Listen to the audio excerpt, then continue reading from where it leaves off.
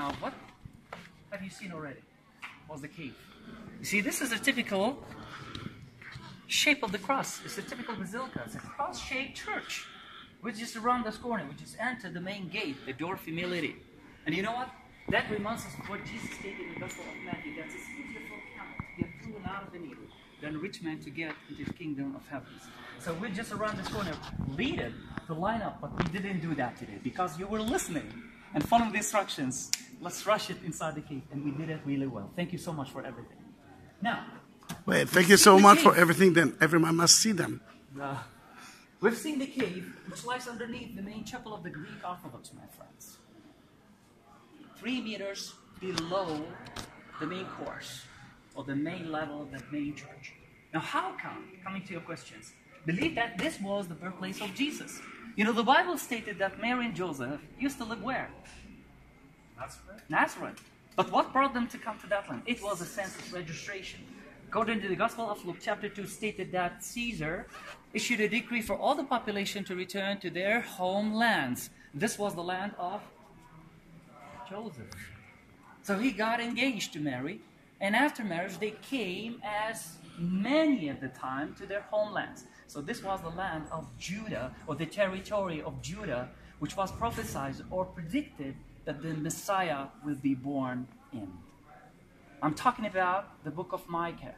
Micah chapter 5 verse 2, it stated that, "You, Bethlehem Ephrathah, you the least among the thousands of Judea, but here will come over you, Messiah, become a ruler over my people, Israel." So this is the territory of Judah where Joseph used to live. Now, why this place? Some people say that it was an inn, a guest room, or hostel. But I can tell you as a native Christian that this was the house of Saint Joseph. How come? This is a typical house of the people of the first century. And these houses used to be composed of 3 main parts.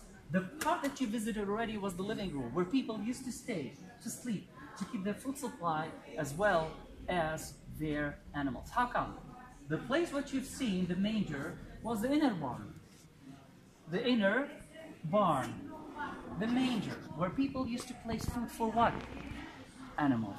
But what type of animals are we talking about? Was it camels? I mean, you've seen the cave already. You think that big animal would fit in there? No. Here we're talking about 2 kinds of animals, lambs and sheep, that the Jews used to keep in a perfect condition in order to be offered as a sacrifice of the temple. But why would Mary take the baby from here to there, from here to the holy manger, in order to keep him warm? As simple as I'm saying it. In order to keep him warm. Family, we are blocking a little bit the entrance. I know that. Now, historically, 300 years from the birth of Jesus, Queen Helena, Constantine's mother, was commissioned to come to the Holy Land, searching and finding places associated with the life events of Jesus. Here we're talking about the first church that ever was built on top of the cave, which took place in 339 AD, Anno Domini, the year of the Lord. But unfortunately, that first church was destroyed. I mean, it was badly damaged by the Samaritans in 529 and rebuilt by Justinian I in 556. Precisely 550, as some books relate. Now, how come we tell that this was the birthplace? It was history. You see, in the year 70 AD, a first Jewish revolution took place at the time when the Second Temple was destroyed. But there was another revolution which took place in the year 135, at the time of Hadrian, the most wicked Roman ruler ever ruled this country. So he changed the whole face of this country, including Jerusalem and Bethlehem. He razed the city to the ground and erected a pagan idol on the top of the cave for Adonis, the lover of Venus. Ironically, he preserved it. Till when? Till the time when Queen Helena arrived, when she started digging to find the cave and the holy name. See, 327 was the time when she started building the church, but the church precisely was dedicated on the 31st of May, 339. Are you with me? Let's continue. And if not, it's everything is in the video. People, take a look at this beautiful mosaic. This is like sort of a time machine bringing us back in time to the year 339 when the church was completed by Crusaders. Now, what am I talking about? I'm talking about the original pavement, mosaic floor, which covers the whole inner side of the church. Thank you, my friend. Here, when I was in university, I was asked by my instructor to do some research about the church. And, you know, I should have brought my tablet with me, but sorry. This is what I found.